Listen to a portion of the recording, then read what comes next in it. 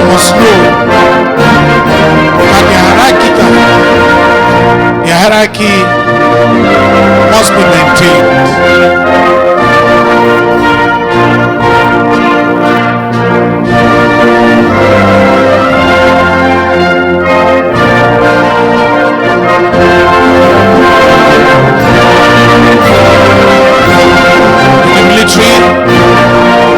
Say they are gentlemen, soldiers. They ensure that they put in place those things that we think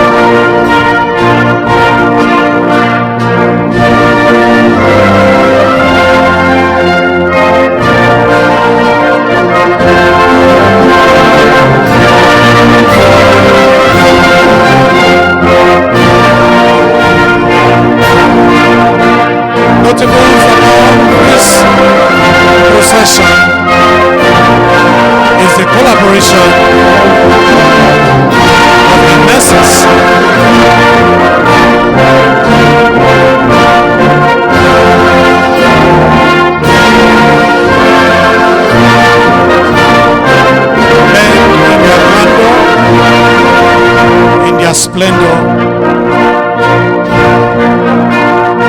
healers, men who have paid the price, men who have sacrificed themselves for the continuous existence of humanity.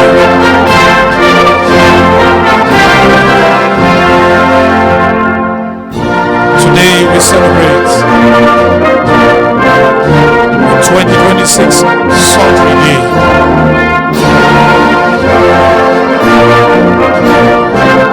And the fourth Professor Ewan and former Lecture 6 building capacity for surgery in resource poor countries.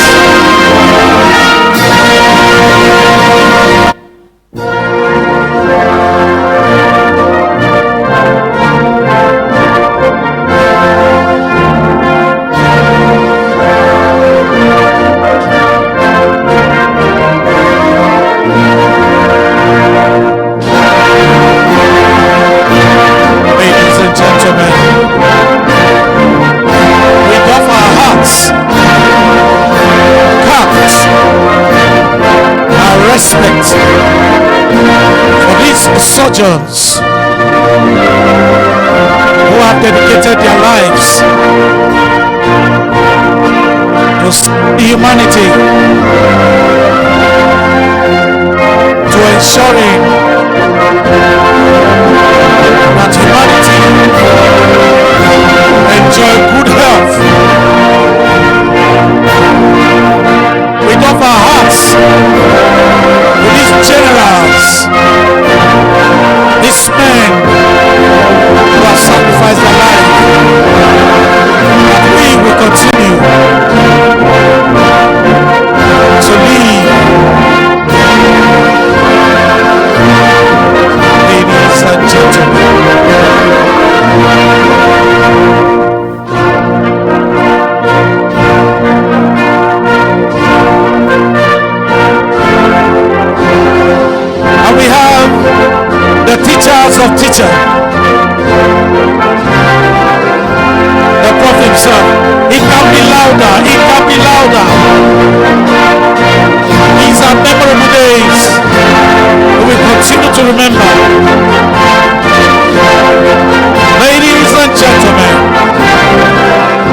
Professor Ewan, Alufohai.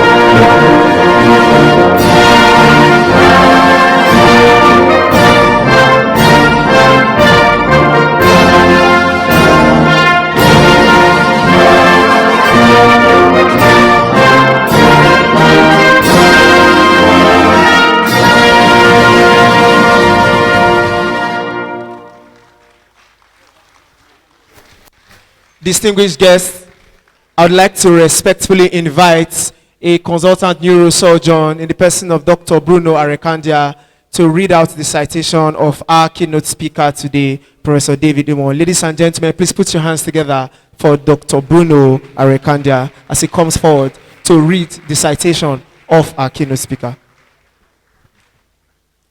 Permit me to also stand on the existing protocol.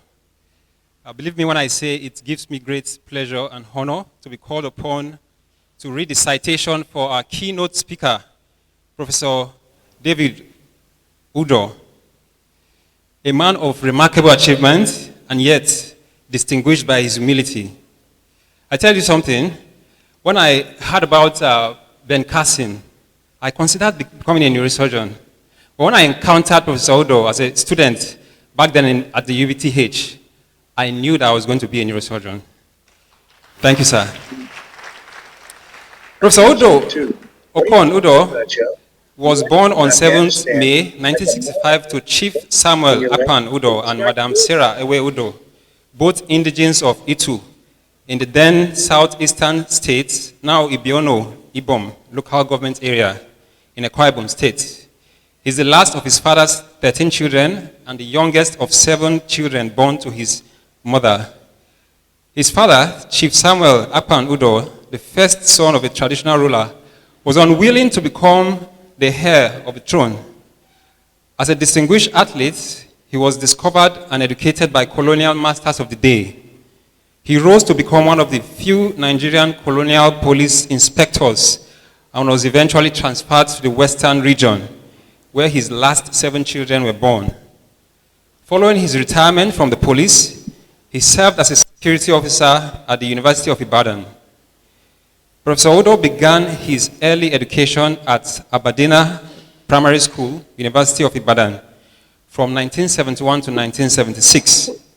He proceeded to Olivet Baptist High School, Olivet Heights, Oyo, where he studied from 1976 to 1981. After a brief 7-month period at Federal Government College, Kaduna, he gained admission into the College of Medicine, University of Ibadan, in 1981 and returned to Ibadan. He completed his housemanship at the Obafemi Awolowo University Teaching Hospital Complex between December 1989 and December 1990, and subsequently undertook his National Youth Service Corps from April 1991 to April 1992. Between 1992 and 1996, he made several attempts to secure residency training at leading institutions, including the University College Hospital Ibadan, Obafemi Awolowo University Teaching Hospital Complex, and the University of Calabar Teaching Hospital. His breakthrough came in February 1996, when under the mentorship of Professor Reginald Ofoebu, he was admitted into the residency program in surgery at the University of Benin Teaching Hospital as a senior house officer. His passion has always been neurosurgery, stemming from the years he spent studying neuroanatomy and neurophysiology.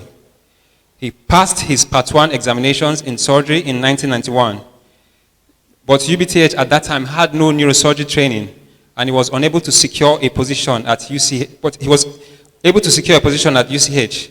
He continued training in UBTH until February 2001, just before his Part 2 fellowship in general surgery, when he made the bold choice to forego completion of general surgery training in order to commence senior residency in neurosurgery. He completed his neurosurgery training at UCH and was awarded fellowship in April 2006.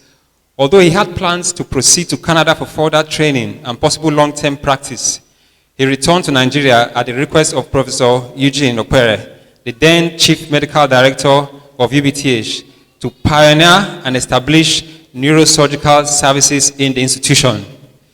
From 2006, Professor Odo developed neurosurgical services at UBTH alone from nothing, providing specialist care across Edo, Delta, Bayelsa, Akwa Ibom, Cross River, parts of eastern Nigeria, Kogi, Kwara, Ondo, Oshun, and even extending services to the neighboring West African countries. His early years were particularly challenging, but he worked to build the unit from the ground up, laying a solid foundation for sustainable growth and excellence. Being pioneer neurosurgeon upon his return, he was recommended to the then Vice Chancellor, Professor Nwaze, by Professor Ewoma, a renowned pediatric surgeon, teacher, and father, for the immediate appointment as Lecturer 1 in the University of Benin. However, due to the enormous demands of building the neurosurgery unit, he couldn't apply for his promotion to senior lecturer until after 6 years. Today, the neurosurgery program in Benin stands as foremost training and referral center, strategically positioned at the confluence of major interstate routes in Nigeria. Over the past 2 decades, the program has successfully trained 10 neurosurgeons, with an additional 7 waiting to complete the program on a 2-year cycle. Beyond his professional accomplishments, Professor Odo maintains a strong interest in sports, including football, volleyball, tennis, cricket, and swimming. He notably served as a school football captain during his university days. He is happily married to Dr. Mojisola Odo, a consultant histopathologist at UBTH, and their marriage is blessed with 2 children. Ladies and gentlemen, how fitting that we have been lectured by a neurosurgeon today. Today happens to be World Neurosurgery Day. I present to you Professor David Udo. Welcome, sir.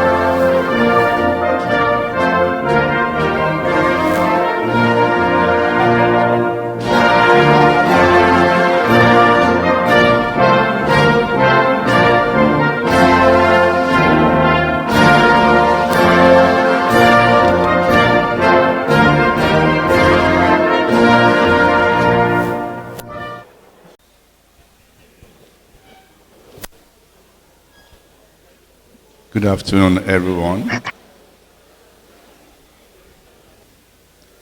Dr. Arekandia, may I start? Thank you. Good afternoon, everyone. I would love to just stand on existing protocol.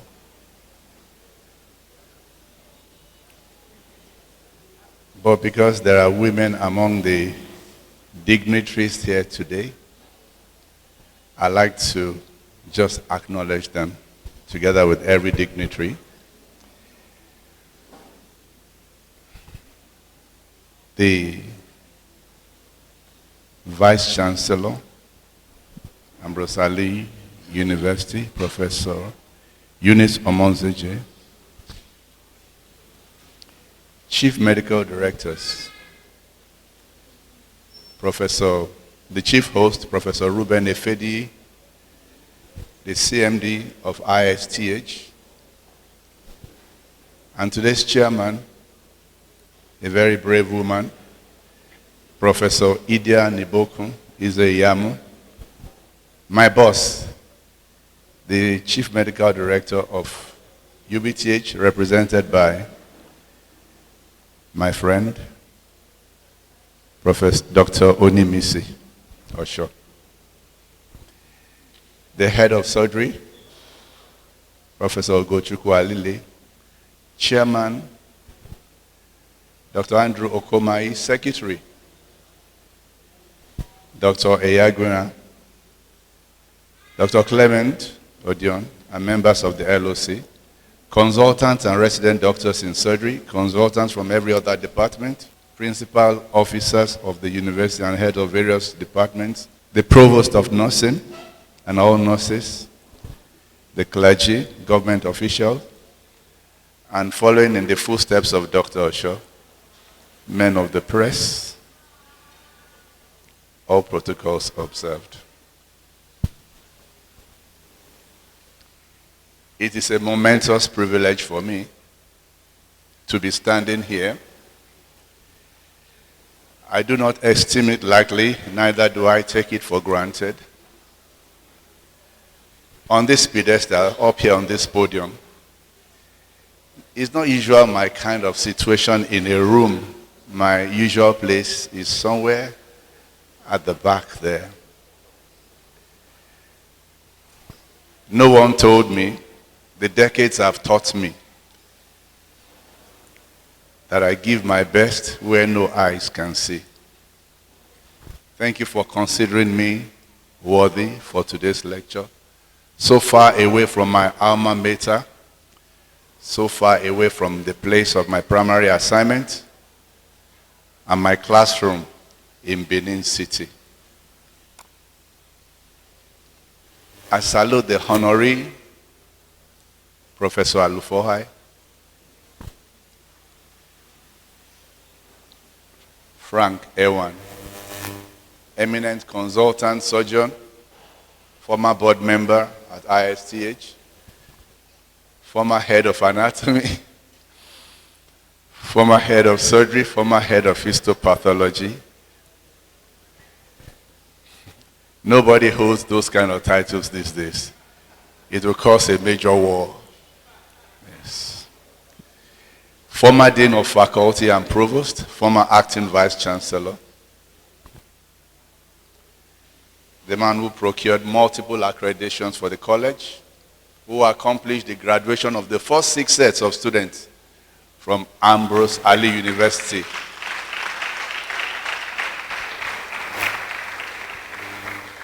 That is no mean feat. A capacity builder, a man of many parts, who could step out of all this and go and pioneer rural surgery, who attains to such heights and opts out for the village. Only Professor Alufohai. I salute you, Prof. Dr. Arikandia. Dr. Arikandia, can you project for me? Okay, start from there. Prof, sir. Well, they put me on this podium to give this lecture in honor of you. But actually, that's the position I occupy because I'm looking at you from the boots. Outside the art and surgery of science, Professor Alufohai is ranking among the medical doctors who have delved into the literary arts, like Wale Okediran, who wrote on the boys at the border, like Professor Olugbile, the former chief medical director of LASUT in Lagos,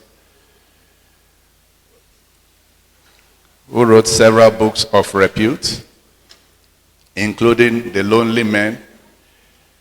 Professor Alufohai has authored Alien to Poverty, Coping with Rural Surgery, His Lordship's Visitation.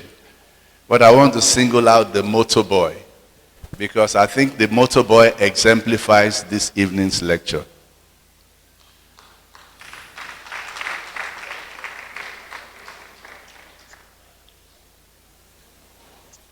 Dr. Rekandia,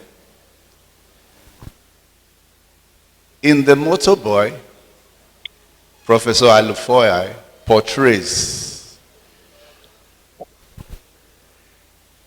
a young man who didn't have the privileges that most of us have today, to go to school, not because he didn't desire it, his parents couldn't pay for it.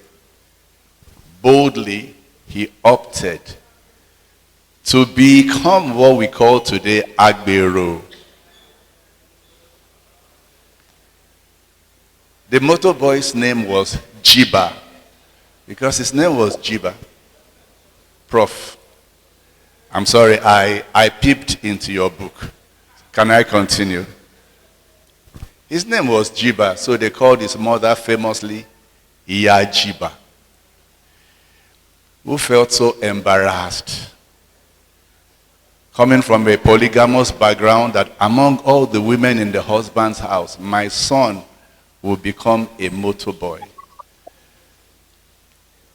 But Jiba took it proudly, and he determined to strive to be different from all the others before him. And that's why we are surgeons today. The innate ability to strive to be different from all the rest. There are so many Jibas, not motorboys, inside this room. He strove to set a new standard for the profession. He distinguished himself by refusing to cut corners in his training. He became an asset, not a liability. He became a standard bearer. And his life represented a triumph of effort over mediocrity. And Professor Alufohai dedicated this book to Professor Chinua Achebe and another woman, both of whom were unfortunate to suffer one of the misfortunes that we see on a daily basis as surgeons. A misfortune that destroys more lives than HIV, road traffic accidents. Prof, before I go into today's lecture, I salute you, sir.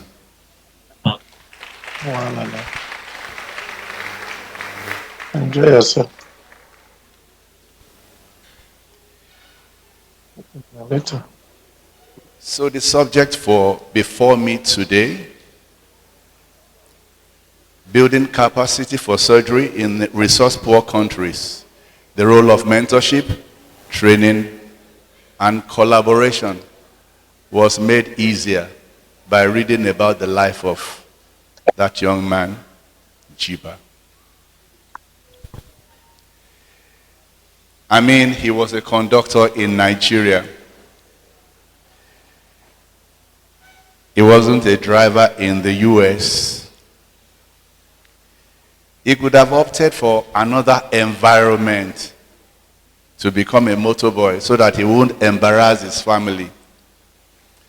But because of what he planned to do, he decided to do it in his very environment to become an example. You know, these days I talk to young people every day, final year medical students. The moment final year you are sure they want to leave the country, youth corpers, house officers, sometimes registrars and senior registrars, and sometimes even consultants. Yeah, I've trained some consultants in neurosurgery who are serving elsewhere, and that is our pride in Neurosurgery Benin, that we can train people who can serve anywhere in neurosurgery in the world.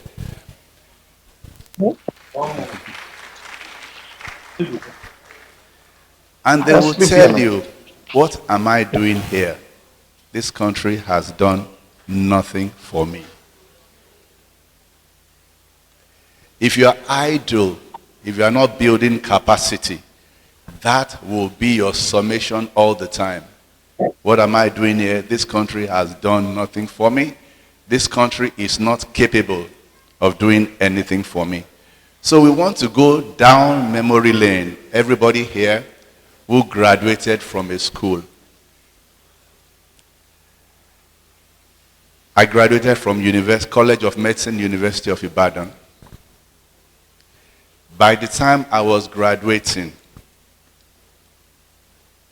to stay in the hostel for 1 year, I paid 50 kobo.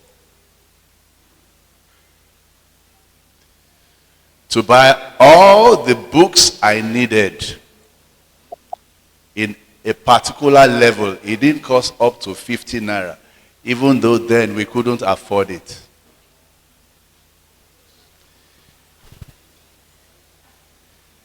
And I was taught by Professor ABOO Dezalu. I was taught by Professor Adeju Igbe. I was taught by Professor Shokunbi, Professor Malomo. I was taught by Professor Adeoye Lambo. When you open books on the history of medicine, you see all these names there. They taught me. I was taught by Professor Olumide. I was taught by Professor Adeloye in various disciplines.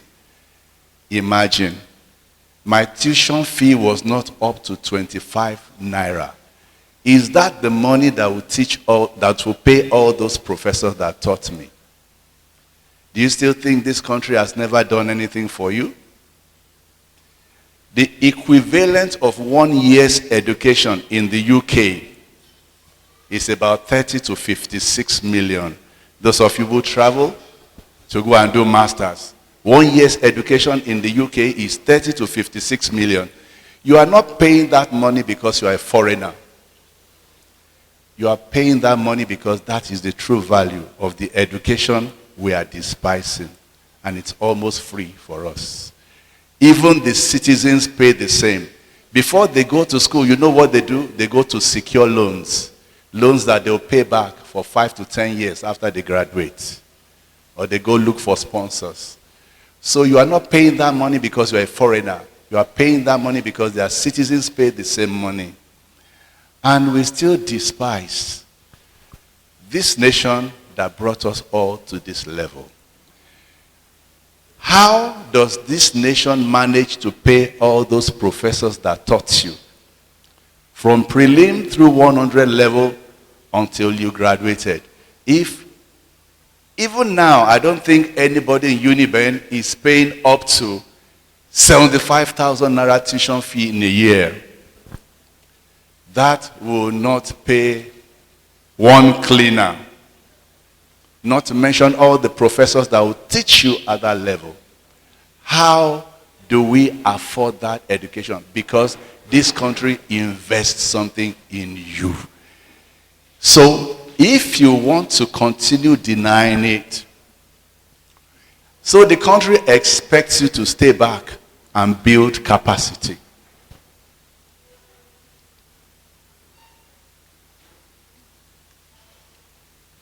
Madam Vice Chancellor is on our way. Can you appreciate her?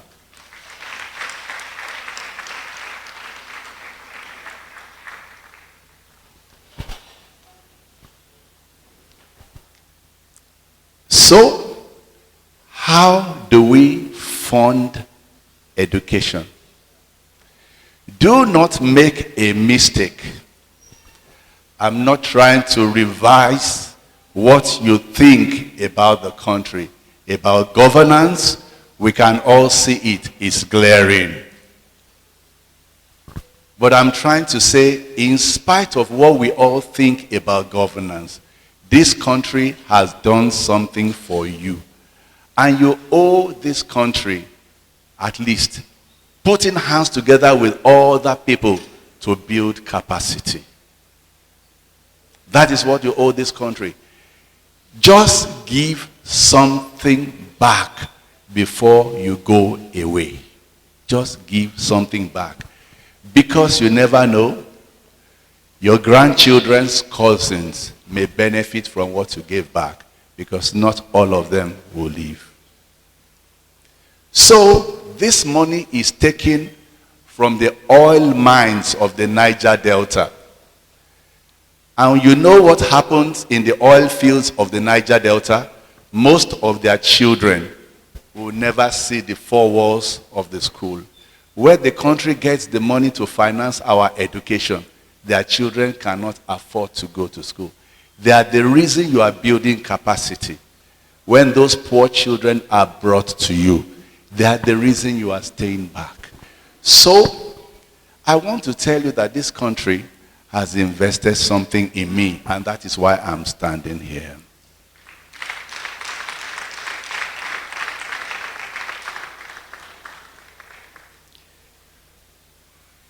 In looking at building capacity, I want to look at several C's and their definitions. They are almost similar definitions, but they are different. Capacity is what something is able to contain or hold or produce. But capability is the innate ability inside something to do more than that. We all have capacity. But when we go a little beyond capacity, capability will achieve more for your environment. Aptitude is almost the same as capability. We look at competence. How well can you do it? Commitment. For how long can you stay there and do it even when you are not being rewarded? How long? How long does it take before your loyalty breaks? I can't continue like this. That is commitment. Consistency. Can you do it repeatedly, over again until eternity, if the eternity gives you the chance? These C's are what builds capacity for a low resource setting. Until you are able to lay down your capacity and capability and aptitude and competence and commitment and consistency, we cannot build capacity. Building capacity for surgery in a low resource country depends on you. It will not depend on the management bringing in more infrastructure.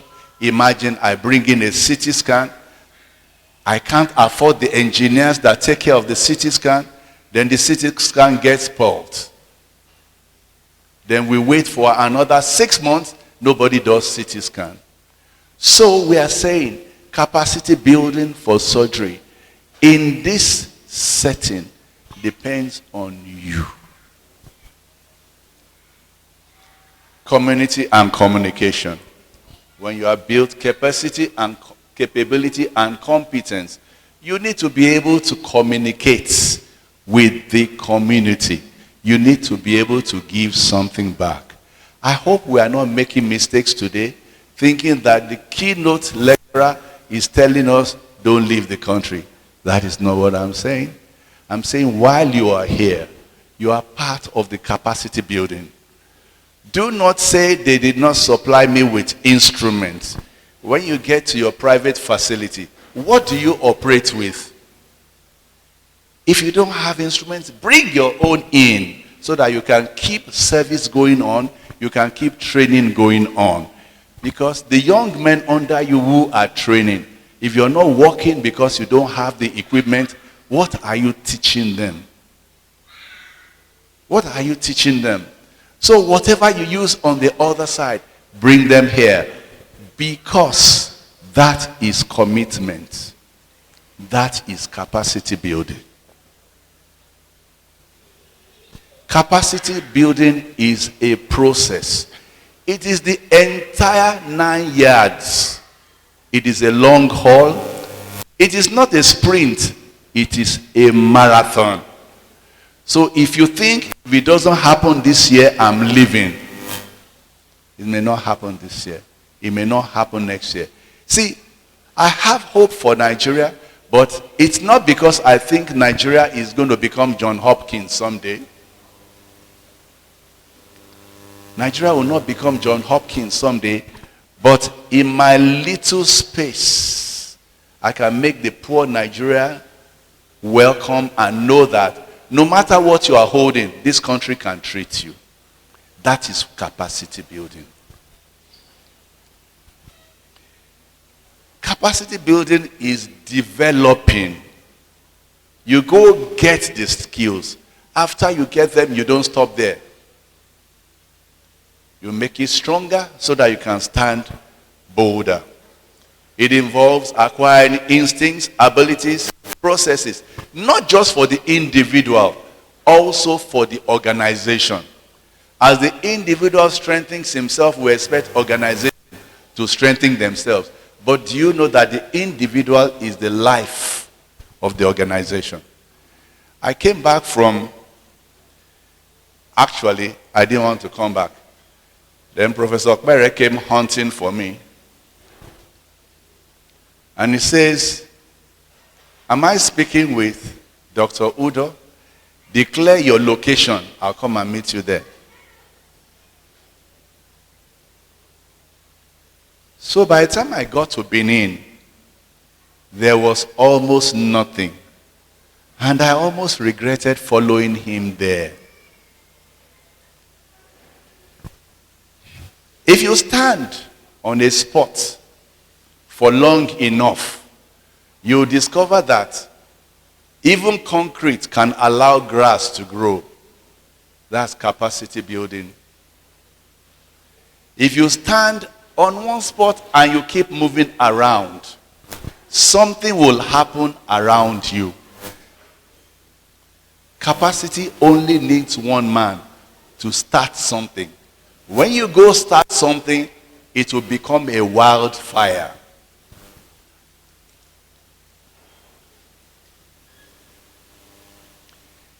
Now you discover that the diversity of the medical profession, especially surgical specialties, urology, then small aspects of urology, tiny aspects of neurosurgery, endovascular neurosurgery, tiny aspects of plastic surgery, reconstructive surgery, and all that.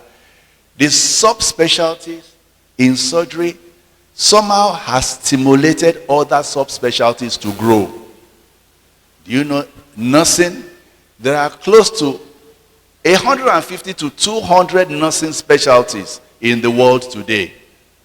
You can go into nursing abroad, become anything. Your job is just to do nursing on the high seas. Your job is to do nursing in the cold rooms. There are so many subspecialties of nursing. Why? Because surgery is growing. Because surgery is growing, medicine is growing, so our allied specialties are forced to grow along with us. When you build capacity, you are not the only one growing. You are not the only unit growing.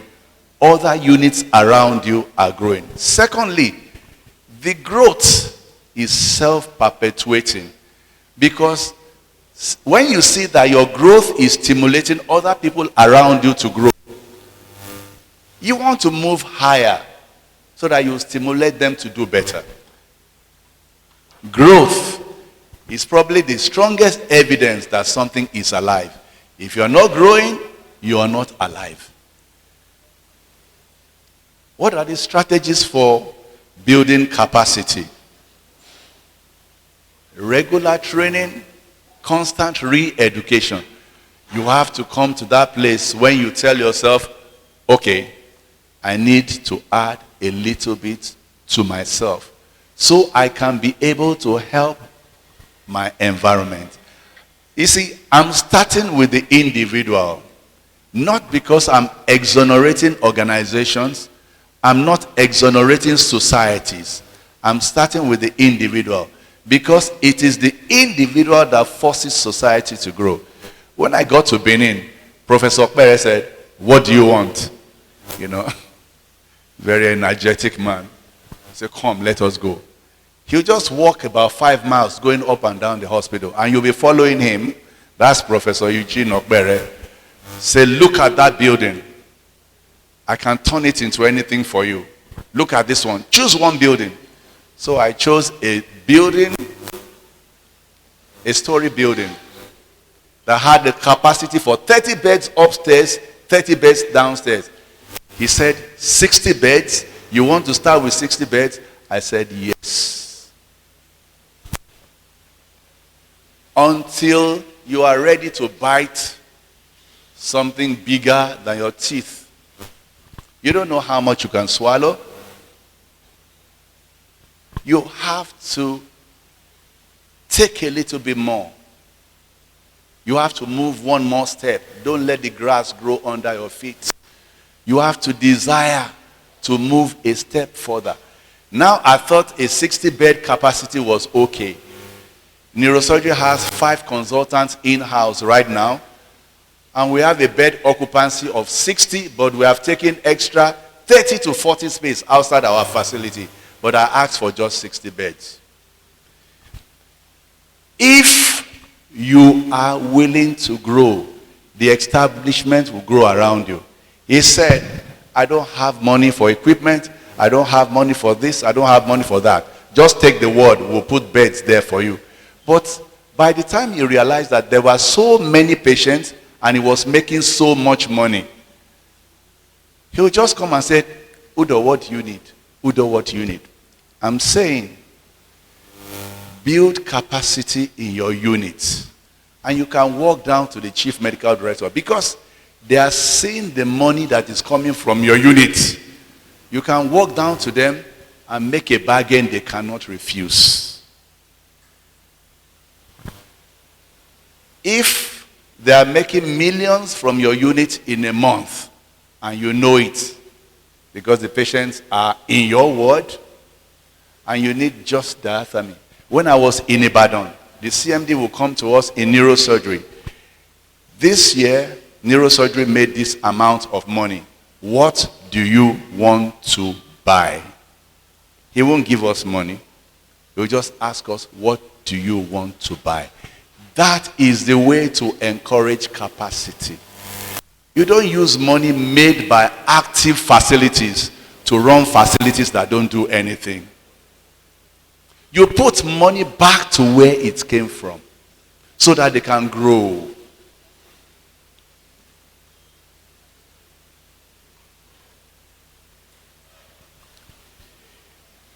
Sometimes the setbacks of building capacity is that sometimes we can focus on the individual.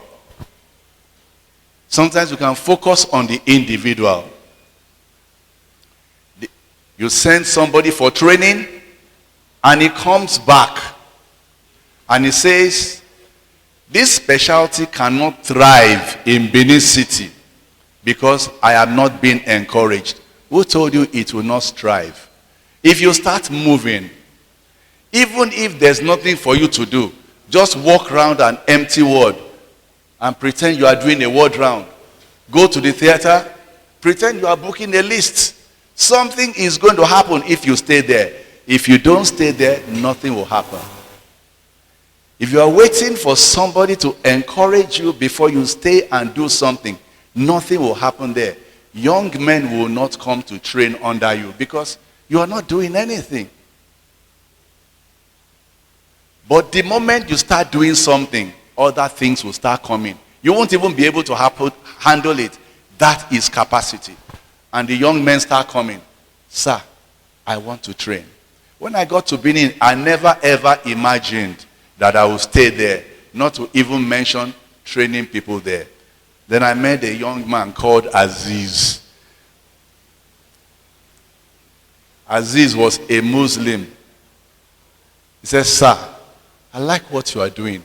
I couldn't believe it. I was planning that someday I would just run away. And this one was planning to join me. He said, sir, I like what you are doing.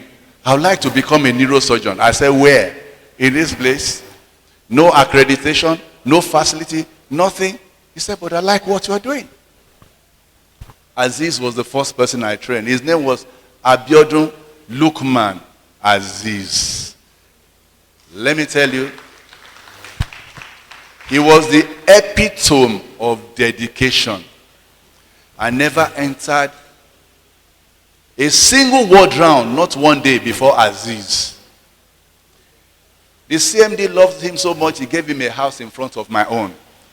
When Aziz sees my light come on, Aziz will run out of his house without having a bath and go and start the ward round because he does not want me to get there.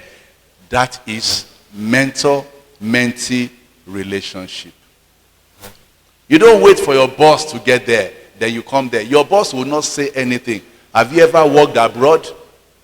Even when you are incompetent, the white man will pat you on the back and say, hello, Freddie, you are looking great today.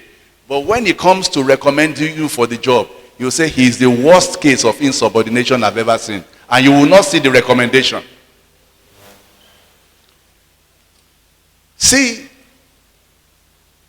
building capacity starts with mentorship. Somebody has to see what you are doing and want to join you. People came to me and said, why are you training a Muslim? And they called me Brother Dave, so that I can remember I'm a Christian training a Muslim. Brother Dave, why are you training a Muslim? He's a staunch Muslim. He always goes to the mosque. And he's arrogant, he's not like you. And I told them, that is the person I want to train. There's something about this man that I have not seen in any of the others.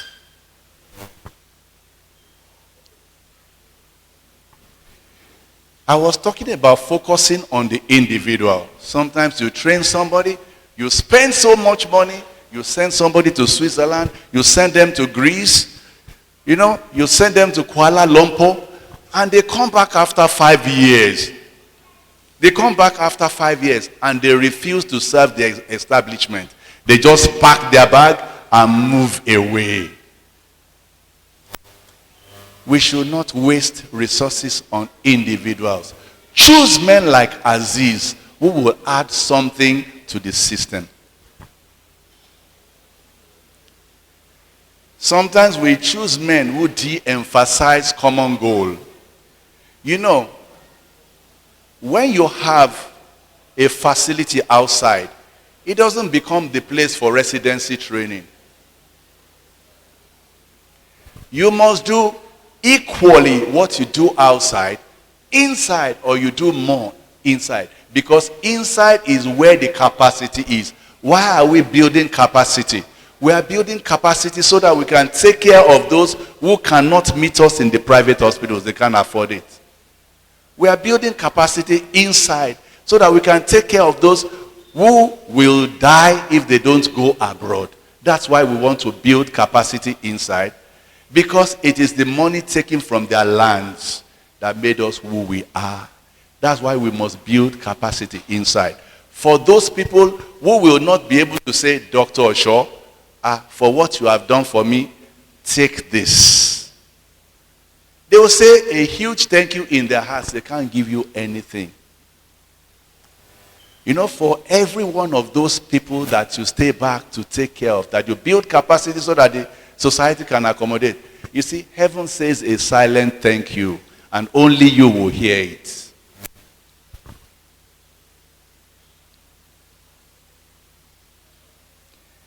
We will not get to a place in this country, we will not get there where when you ask for this equipment, it will be provided.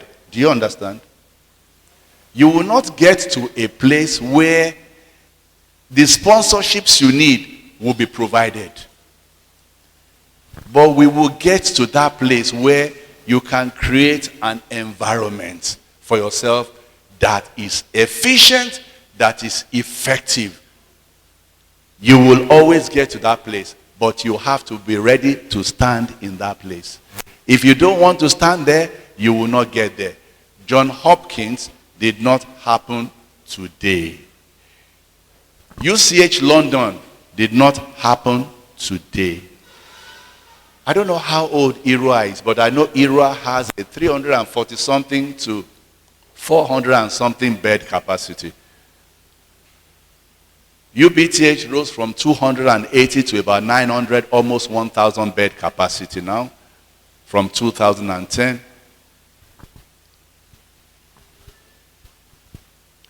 UCH London has been there for over 150 years. UCH Ibadan has been there for over about 68 years. What do you think keeps those buildings standing? You think it's those stone blocks? It's tradition, human beings. Human beings keep those buildings standing. That is why you want to go there. Because legacy is not a building. Legacy is you. Legacy is not a gigantic structure that you raised in honor of one man. Legacy is Professor Alufohai.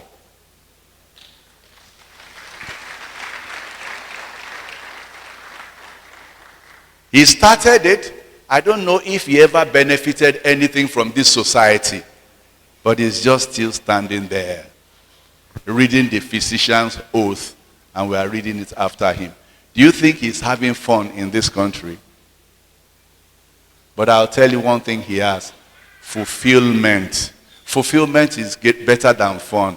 If I can get fulfillment, what am I doing with fun? Because the job he's doing is not fun.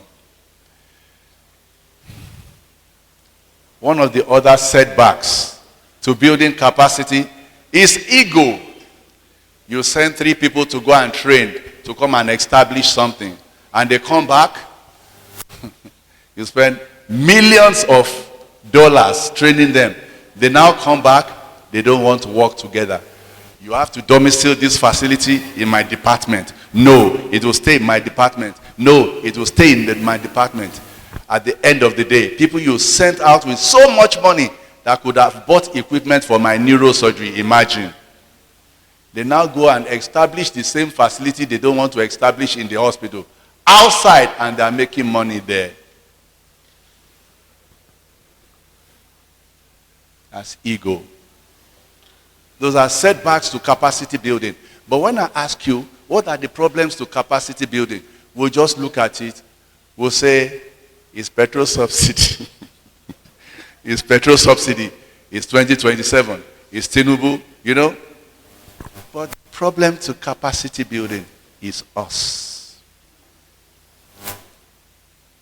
You don't want to do it because why should you do it when they have given me nothing? Who told you they have given you nothing?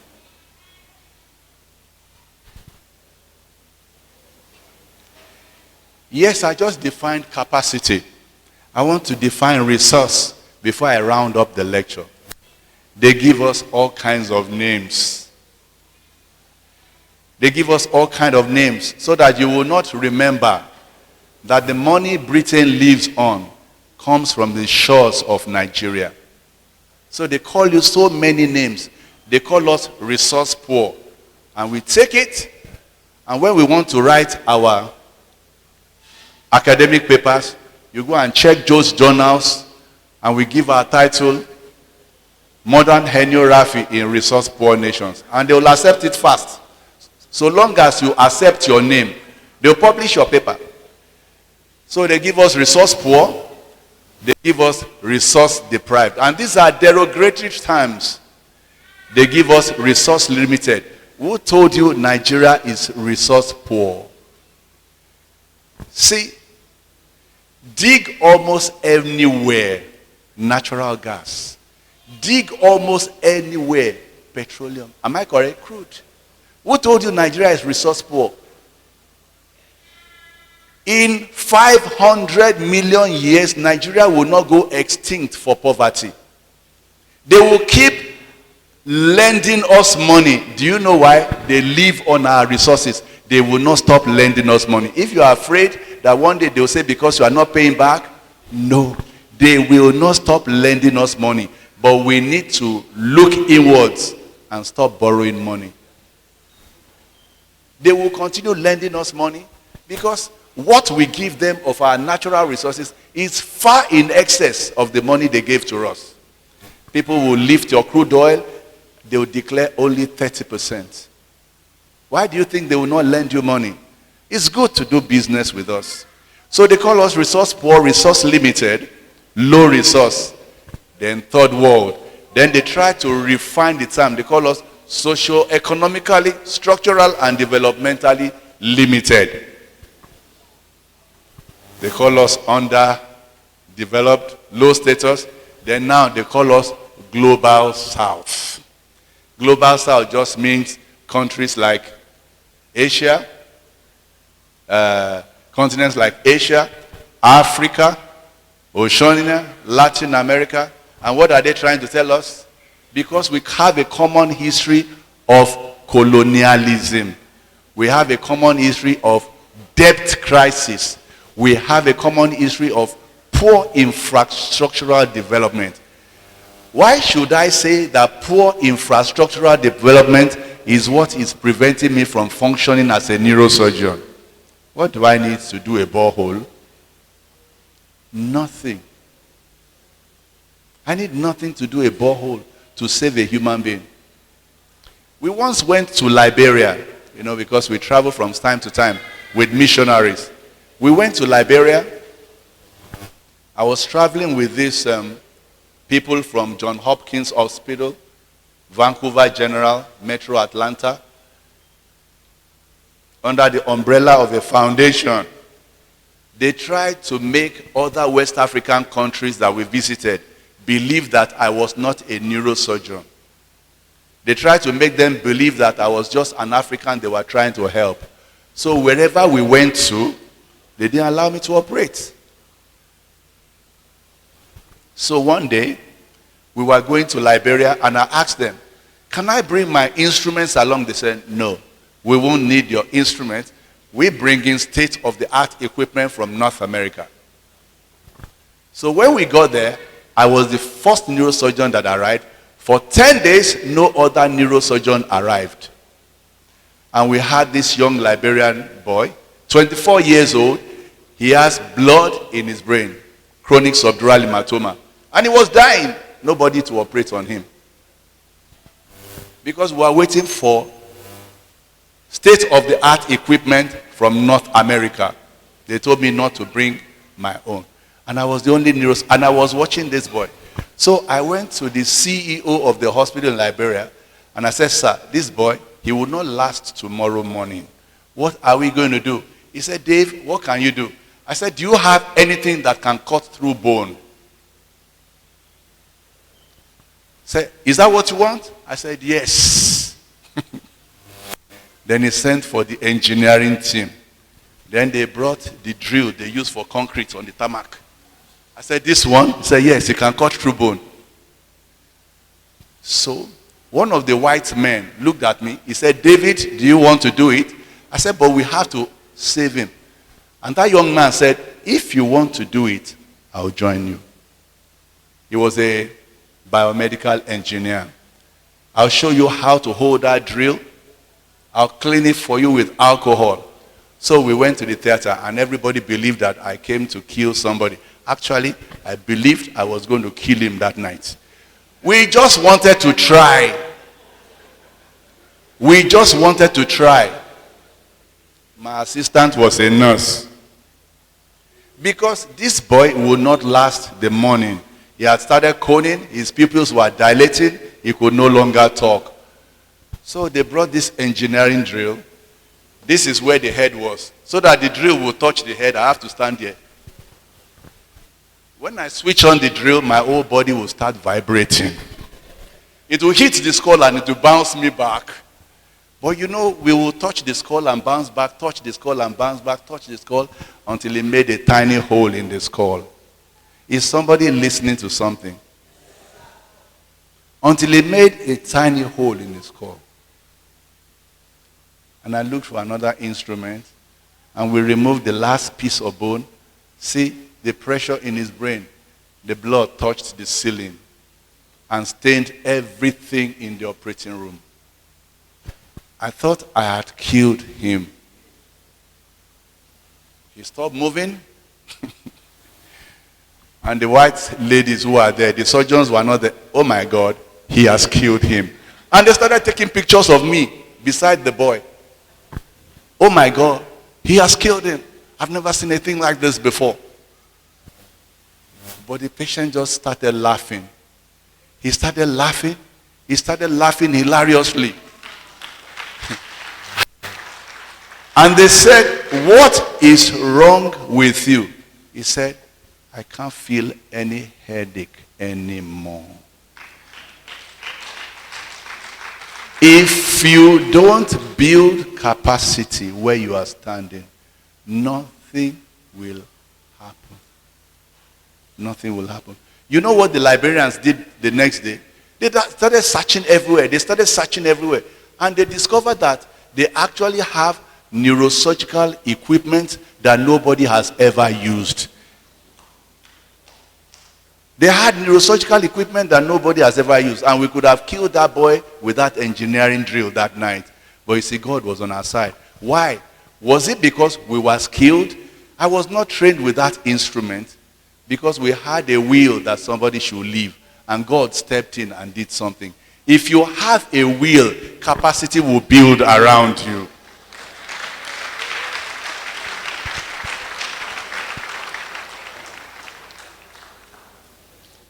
The next day, for 10 days, the white people stopped talking to me.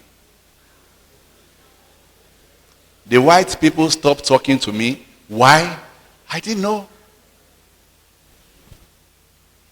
Wherever we went to, it was the time of the outbreak of Ebola. That was for the first time. And we found ourselves in Liberia. I was the one who has to screen all the patients for surgery. I'll be screening until 2 a.m. You'll hear that there's a patient vomiting from the mouth and everywhere downstairs. They just left me alone. Why? Because I performed the first neurosurgical operation in the history of Liberia. So they hated me. Why? Because they wanted to make a deal with the president so that they can bring in multi-million-dollar equipment. Selfishness is a setback to capacity building. Selfishness, ego, when we are looking for personal gains instead of doing something for society. I have not said anything about infrastructure today. I probably will not mention it. But when you stand where you are supposed to stand, capacity will build around you.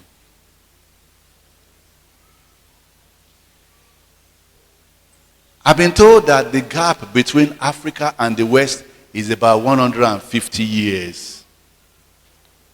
Actually, I think it's an underestimation. I don't think we can catch up with white men in 150 years until we start being led by people who have capacity building at the back of their minds. I'll fast forward the role of mentorship. I think that's the lecture for today. I think that part will take me maybe 5 to 10 minutes because something tells me that I've said what I've come to say today.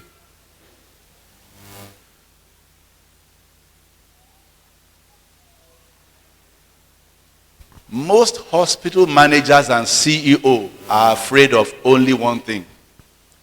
When you tell them, I have no equipment, they know. But they don't want to spend the money because there are countless other things competing for that money. That is their problem. It's not that they don't want you to perform complex urology operations. Look, if they don't, that equipment you are needing may not cost 25 million. In some hospitals, they spend more than 25 million on diesel per day. Do you know that? They would rather use it to buy diesel than use it to buy urethroscope for you. Do you understand, sir? If you have a way of performing urethroscope without that diesel money, I think you should start. Because when you start and somebody in Indonesia hears you are doing that, he's going to come looking for you. That's the way capacity builds.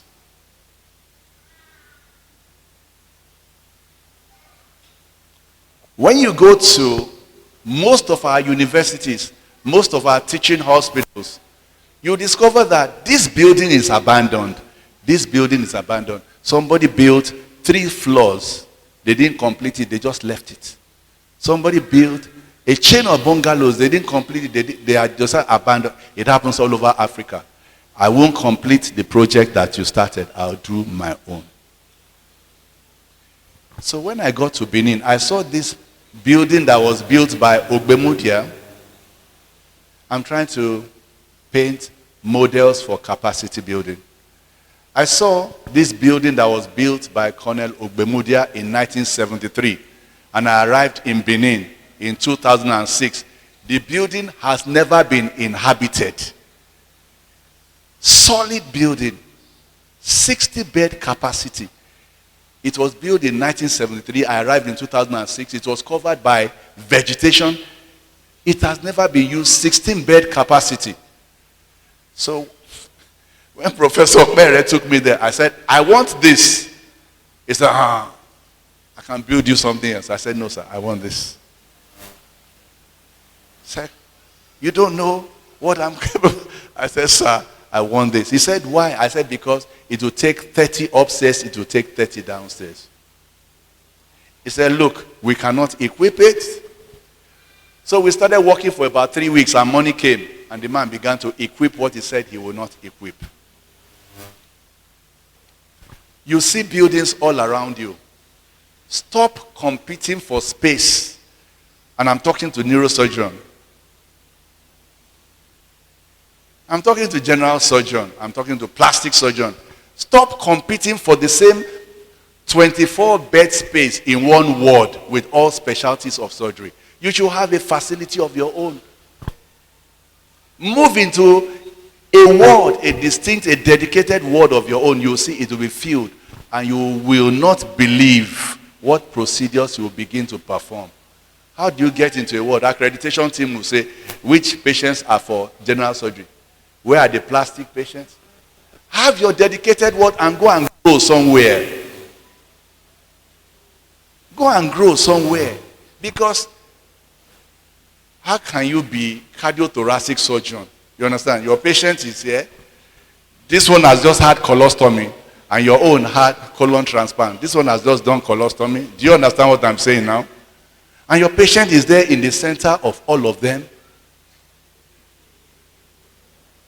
Go get yourself a dedicated facility inside that IRUA. Even though you call it a 341 bed capacity, I tell you, when all of you start opting for dedicated facilities, you'll discover that IRUA has more than 700 to 800 bed capacity. That's the way you build capacity. Move out and do something new.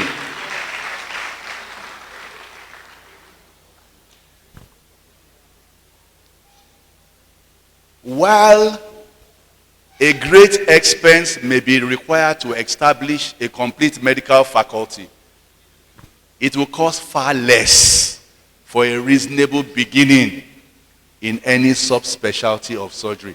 You don't need money. Just tell them, give me that room there. It can contain 10 patients. When he sees, and I'm talking about CMD now, when he sees that the 10 patients, your patients cannot be contained in that place, he gives you a bigger place. I was given a 60-bed facility, but I didn't know how to play politics. See, the orthopedics people came and kicked me out from downstairs. So they gave me 30. Then Professor Baseki came one day and kicked orthopedics back out, and they gave me 60 back. Because they don't need the space, but I need it. Do you understand? That's the way it works.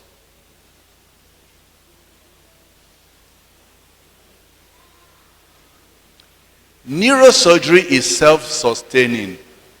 Urology is self-sustaining. If you start something in your dedicated facility and the patient number starts growing, money comes in. You know where money is coming in? The first people that know where the money is coming from, those people, management people, they know where the money is coming from. They know. So go do something. Management will know money is coming from you. When you get there to ask for an endoscope, they will say, we would like to. They won't tell you, no, we don't have money anymore. We would like to give you, but can you wait? Because they know that you are doing something. But when you stifle yourself inside that large 30-bed ward, your bed space is 3 patients. Then you come. 4 consultants will do ward round on 3 patients. How can now? You have to start doing something. When management sees, they respond to all your requests. Look, you give them options they cannot refuse. They will not refuse you. Because they know that as they are calculating. You too, you are calculating now. I discharged 40 this month. Do you understand? I discharged 40 last month, and I want an endoscope. It's arithmetic. Do you understand what I'm saying? So when you start doing something, you will not keep complaining about capacity. I promise to finish 5 minutes. The role of a mentor. Please kindly go to the role of a mentor. A mentor is not a guide. A mentor is not a guide. A mentor is not a teacher. He's not a coach, advisor, he's not a counselor, he's not a sponsor. A mentor is not supporter, he's not a role model, he's not a facilitator. Your mentor is your father. That means he's everything. Your mentor is everything. He's your teacher, he's your guide, he's your coach, he's everything. He's not just one of them. And you have to regard your mentor. Because someday will come, you'll be able to do everything your mentor can do. But that's not all. You know, I remember a story, but it's from the Bible if you don't mind. Elijah was going away. And Elisha was already capable of performing miracles of his own. But there was a tiny rag that man wanted to take to heaven. How can he? There's always something your mentor will give you. It will make the difference. If you look down on your mentor, you've made the mistake of eternity. There are places he will take you into, you will never believe you could enter that place. And that man is not even wearing a flamboyant suit. You know, because after schooling all his children in the university, he cannot afford it. Your mentor will not look flamboyant. He will not speak your kind of English. He won't even get angry when you insult him. But there are things you will never get from him. If when your mentor behaves like a servant, don't be fooled. When your mentor starts behaving like a servant, you start behaving like an apprentice. Do you understand what I'm saying?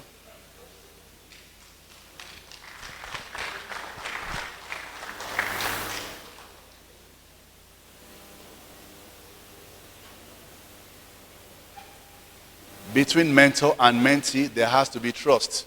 Somebody was giving us a lecture on mentorship in surgery department. And he said, the moment he said it, I stopped listening to him. He said, the mentee can come.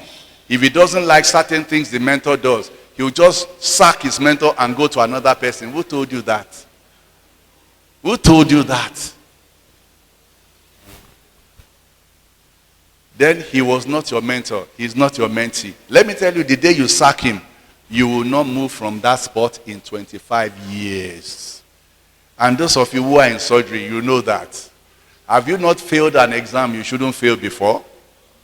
Those of you who have done fellowship exams and membership, have you not failed the exams you shouldn't fail before? Why? You look at me with the corner of your eye.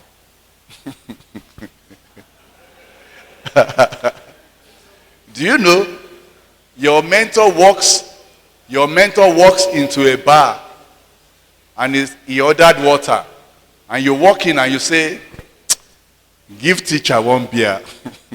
Your problem may just start from there because you can afford it. That was on the lighter mode. Trust. The aim of mentorship is to develop you. And it has to be voluntary. I don't mean you have to voluntarily go and choose him.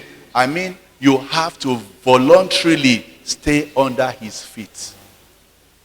You have to voluntarily stay under his feet. I remember Shaolin masters, you know. When the young apprentice Shaolin, you know, the Shaolin master will slip across the door because he has given you instruction, don't go out. And the little boy will come like this and try to step over the master. He will wait for him to go, then he'll give him a whack with the rod at the back of the head. You have to voluntarily stay under his feet. That's mentor-mentee relationship. Because from him you will acquire skills. Sometimes we make a mistake and feel I can perform more operations now than my boss. That is when you begin to reduce. Because that is when you start experiencing those mortalities.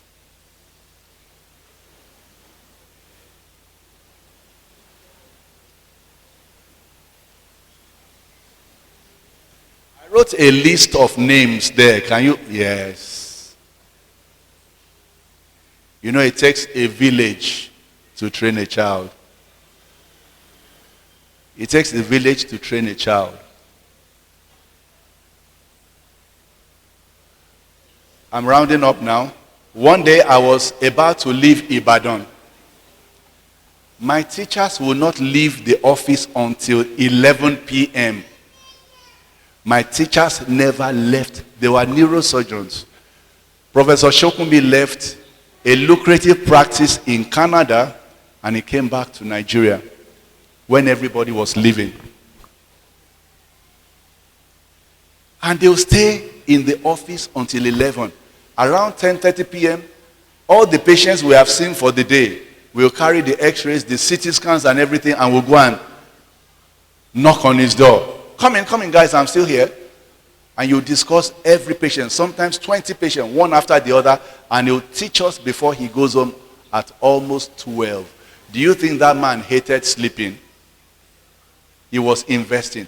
Because for every neurosurgeon you have agreed to train, that means you won't leave the country for the next 6 years. Because if you leave, he has to go somewhere else as a supernumerary. And he'll stay there and start teaching us every night until almost 12. Professor Malomo is a bishop of the Anglican Church. And he'll just come in at 9:30 p.m. Hello guys, let's do a quick word round. That's when he comes in. After the word round at 11, he takes us to go and buy suya. Mentors would do what they expect you to do. If I don't leave the word before 11, what am I telling you? What am I telling you? If I don't leave the hospital before 11, what am I telling you? You cannot go home. And that was neurosurgery for training for me. For 6 years, I slept in the call room.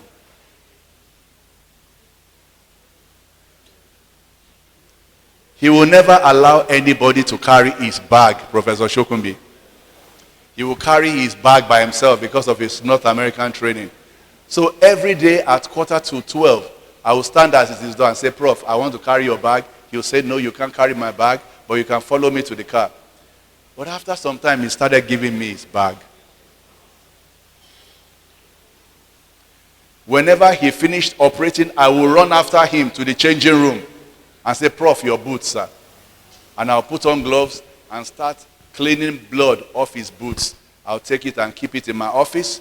Next time he's coming to the theater, I'll produce his boots and his scrubs. So a time came, whenever Prof Shokubi entered the theater and the nurses will offer him things where he said, no, go and call Dave. So one day, it was around 12, and we were going to his car, and he said, he began to tell me things he didn't tell anybody. He just began to tell me things he would say to nobody. I couldn't even believe he was telling me those things. He said, you know, Dave, that time, I don't know if he knew I was dreaming about North America. He said, Dave, I was in Canada. I had practiced for 12 years. And one day I just woke up and I told my bosses, I'm going back to Nigeria. And they asked him why. He was telling me this story. He said, if I spend 12 years in Nigeria, I'm going to establish another London, Ontario School of Neurosurgery in Nigeria. And that was what made me come back. Because my boss was a flamboyant man, well-mannered, cultured, well-trained, extremely skillful. And you wonder why this kind of man came back. That is the kind of humiliating experience you need when a man who has seen it all decides to stay where you are running away from. Because there is something in building capacity. Well, these were the men that shaped me. Professor Fuegbu gave me the chance at residency. I had gone to University of Ibadan where I graduated. I had gone to IFE where I did my housemanship. In fact, at IFE, twice they sent me out of the room. They said my name was not in the list. I went to University of Calabar where I thought I had the advantage over everybody. I went everywhere. Then I made up my mind I was no longer doing residency. Then somebody took me to Professor Foigbu. You know what he said? He didn't need to do any other thing again for me in life. I call him my father, my father. He's my father twice. When I got to the interview, Professor Foigbu said, we've been employing people who cannot pass primaries. We are waiting for them to pass primaries. 6 years they have not passed. And this guy has gone around the country for 4.5 years. So when we got to the interview, Professor Foigbu said, anybody who has no primary should not come inside. I was the only person remaining. That was how I got a place into residency. I didn't know him from Adam. He became my father that day. Professor Ewan, Professor Basson sent me to Ibadan for training, and Professor Michael Ibadin. Every time I finish training a neurosurgeon, we are building capacity here. I'll go to him that we have trained this man for 9 years, 10 years of UBTH resources. And you want him to go and be working for another hospital. It's a waste. There's no sense in it.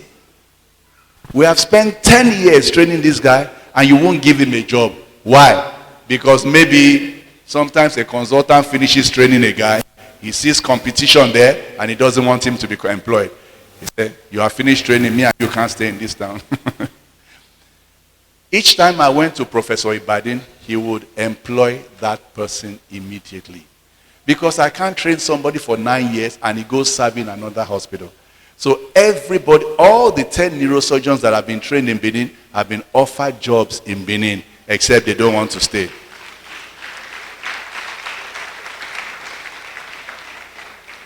Capacity is not a structure. Capacity is not an equipment. Capacity is you.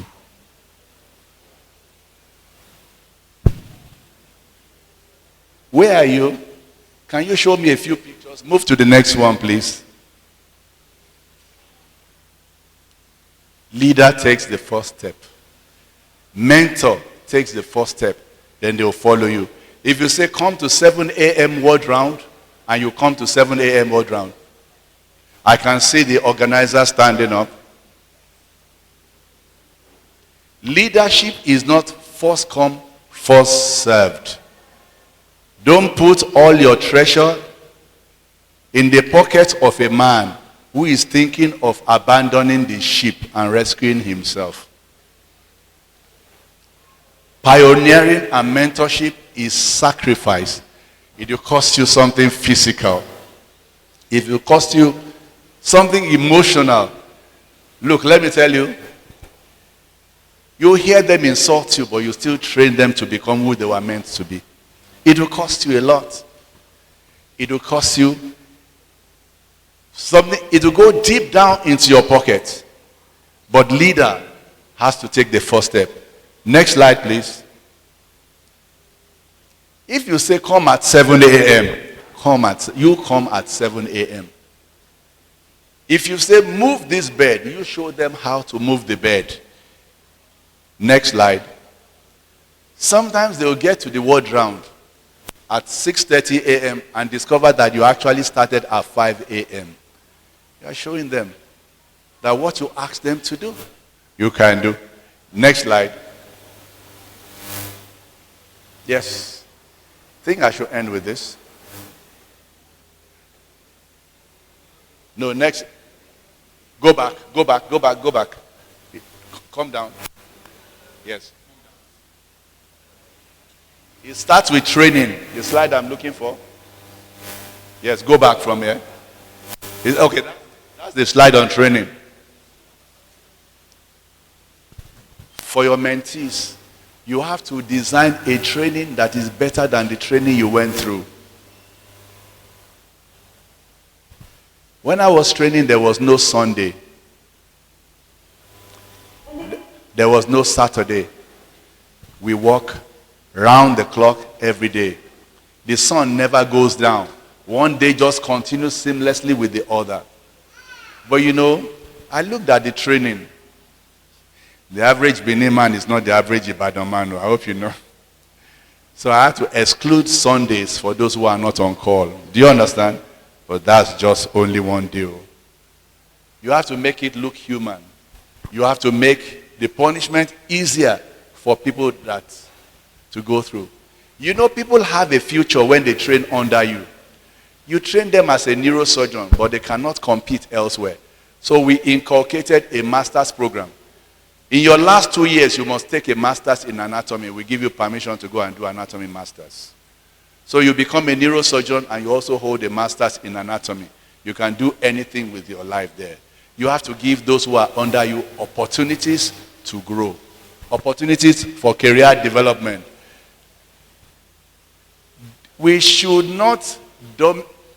domicile skill in units and departments, not on individuals. Some people will learn a skill and nobody else will be taught. Don't choose those kind of people for training, even if he's your younger brother. Choose those who are able to perpetrate that skill when you are gone. This is Noah's Ark. That's what Noah called sailing in style. The ark that will move on the waters that has killed every other person. The ark that will move in the storm and land him on the top of a mountain called Ararat. But next slide, that is not what your mentees want. They want a cruise. Do you understand? Make your training human. Don't say that is not how we trained. Look for a way you can add some luxury to their training. They will love you for it. They may not say it, but they will remember. Add some luxury, add some comfort to your training. Make it different from what you went through. This is called the icon of the seas. I mean, surely it's different from Noah's Ark. It has a 5,300 capacity, and it is 1,200 feet long. You have to be fair to all. Now, fast forward to the first picture there. Just fast forward. Yeah, that one. Carry everybody along. You know, when you are the urologist consultant, you are the cardiothoracic surgeon, and you land on the floor, all the nurses will start cringing, especially when you start shouting. Bring them together. On our floor, we train the nurses. You must hold a certificate in neurosurgery. It's a 3-semester course, intensive 3-semester course. We teach you everything neurosciences from the beginning. You must hold a certificate. Your nurses must grow. Because you become a consultant, everybody around you has to move, because when you finish that operation, you are not there in the night, and that patient is beginning to cone, intracranial pressure is rising. The nurse can refuse to give him 30 degrees head up. Do you understand what I'm saying? Train a capacity all around you. Leave nobody behind. Whenever the accreditation team comes to neurosurgery, they just go in to the nurses station, they interview the nurses for 10 minutes, and it ends there. Then Emejulu will ask, how did you know all this? And they'll say, we were trained. All our nurses hold certificates for neurosurgery.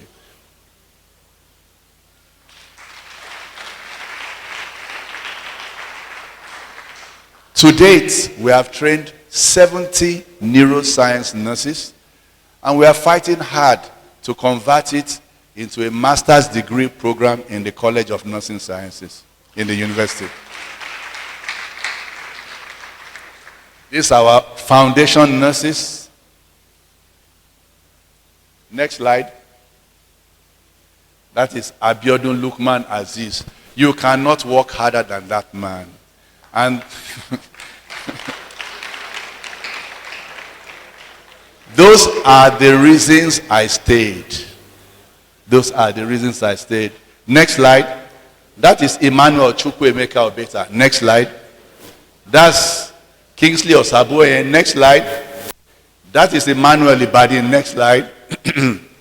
That is the way we are today.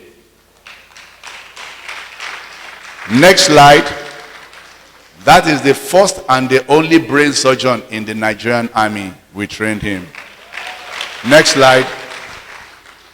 These are the latest nurses that we trained last year. Next slide.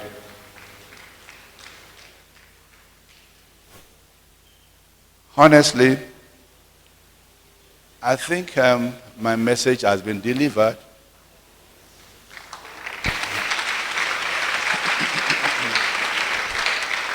So just scroll down the pictures. Just scroll down the pictures. Keep scrolling.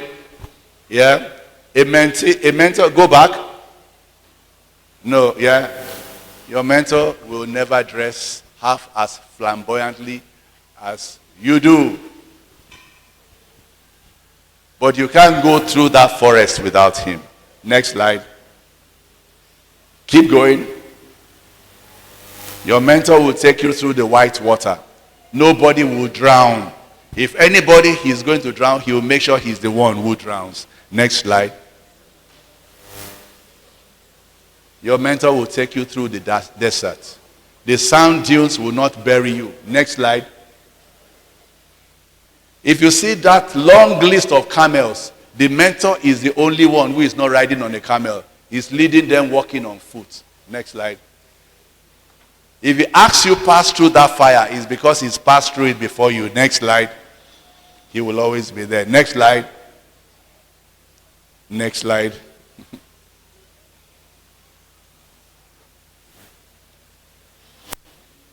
There's a young man called Douglas. I want to mention his name. He's always in the newspapers. He's always on the television. Do you know Douglas Oko? When he was in England, he raised multi-million naira equipment. He just went to his friends and said, there's a place in Benin. We need to equip them. I mean, in 2009, I had an electric drill that Douglas brought to me. I had an operating microscope that Douglas brought to me. In 2026, I don't have an electric drill. I don't have an operating microscope. Will I appreciate Douglas now or not? I will appreciate Douglas. Next slide. I think collaboration will say the rest. I will just mention Douglas, and that's the story of collaboration.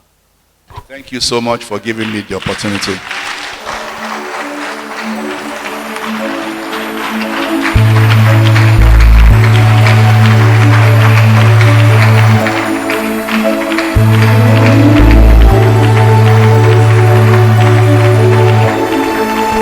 Ladies and gentlemen, I think we can do better than that. Please put your hands together for Professor David Udo. Please put your hands together. Keep clapping for him as he returns to his seat. Please keep clapping.